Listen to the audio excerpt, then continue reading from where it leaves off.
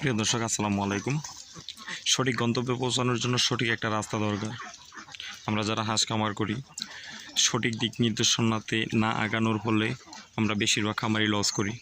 যেরকম আজকে একটা আইডিয়া আপনাদের সাথে শেয়ার করব, যে আইডিয়াগুলো আমি অবলম্বন করি এবং চাইলে আপনারাও অবলম্বন করতে পারেন।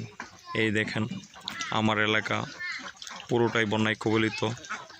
প্রাকৃতিক অবস্থায় যারা হাঁস পালন করে তারা এরকম সমস্যার সম্মুখীন অবশ্যই হতে হয়। ঠিক সেই সময়টাই থাকে খামারিদের জন্য খুবই দূর সময়। সেই সময় হাঁসে প্রোডাকশন থাকে না, কিন্তু ঠিকই খাবার দিতে হয়। আসলে হাঁসে প্রোডাকশন থাকবে কিভাবে? আপনার মাঠের মধ্যে পর্যাপ্ত খাবার পাওয়ার পরেই হাঁসটা ডিম দেয়।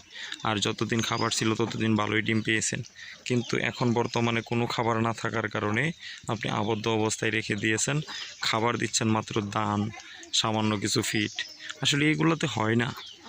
আপনাকে 60 থেকে 70 গ্রাম ওজনের একটা প্রোটিন দিবে শুধু দান দিয়ে, তা কী করে সম্ভব? তাহলে মানুষে ফিড কোম্পানি তৈরি করছে কিসের জন্য?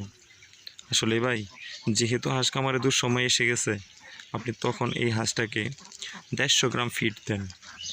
150 গ্রাম ভালো মানের পুষ্টিকর একটা ফিড দেন, আপনার হাঁসে 80% প্রোডাকশন থাকবে। সাধারণ এই দুঃসময়টার জন্যই আপনি 150 গ্রাম করে দিয়ে যান না। আপনারা ভালো করে জানেন, যদি হাঁস খামারে 80% প্রোডাকশন থাকে, তাহলে হাঁসকে 7 থেকে 8 টাকা খাওয়ালেও আপনার কোনো লস নেই। বরং আপনি যদি 60 টাকা খরচ করেন, তাহলে অবশ্যই আপনি 15 টাকার একটা ডিম পাবেন। এই দুঃসময়ের মধ্যেও খুব সুন্দরভাবে ব্যবসা করার জন্য এই ফর্মুলা। এই দেখেন একটা ফিড, এই ফিডটা আমি নিজে তৈরি করি আমার হাঁস খামারে পরিবেশন করার জন্য। এই ফিডটা সম্পূর্ণ পাইকারি কাঁচামালগুলো সংগ্রহ করে আমি ফিড মিলের মধ্যে কাঁচামালগুলো ঢুকাই। কোম্পানি থেকে বের হওয়া পর্যন্ত আমার খরচ হয় মাত্র 45 টাকা। এই 45 টাকা খরচে এই ফিডটা 18টা উপাদান দিয়ে এই ফিডটা তৈরি হচ্ছে। এই ফিডটার মধ্যে সব ধরনের উপাদান আছে, যেইগুলো উপাদান হাঁসের দরকার তার একটা ডিম পাড়ার জন্য। আপনার দূর সময় না, এর চেয়ে মহাদূর সময়ও যদি থাকে, আপনার হাঁসে ডিম দিতে বাধ্য ইনশাল্লাহ। তাই সঠিক একটা দিক নির্দেশনার মধ্যে আগান, অবশ্যই খামারে লাভবান হবেন ইনশাল্লাহ। আসলে ভাই, প্রকৃতির একটা নিয়ম আছে, নিয়মের বাহিরে কেউ চলতে পারে না। আপনি হাঁসকে না খাওয়ায় ডিম পাড়াতে পারবেন না তো।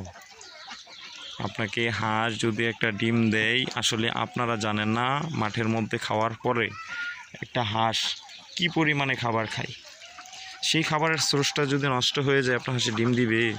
অবশ্যই না।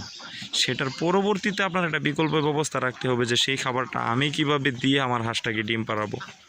তাই দান ব্যবহার না করে, গম ব্যবহার না করে এরকম একটা ফিড ব্যবহার করেন। অবশ্যই দূর সময়েও মিনিমাম 80% প্রোডাকশন পাবেন ইনশাল্লাহ। তাই প্রত্যেকের কাছে এইটাই রিকোয়েস্ট, যদি আমার এই চ্যানেলটা তথ্যবহুল হয় তাহলে অবশ্যই সাবস্ক্রাইব করেন, একটা লাইক দেন। আর যদি আপনাদের ফিডের প্রয়োজন হয় তাহলে এখান থেকে ফিড নিয়ে যেতে পারেন। আমার ঠিকানা ত্রিশাল, ময়মনসিংহ। টাইটেলে দেয়া নাম্বারে ফোন দেন। আজকের মতো এখানেই রাখছি, দেখা হবে পরবর্তীতে নতুন একটা ভিডিওতে।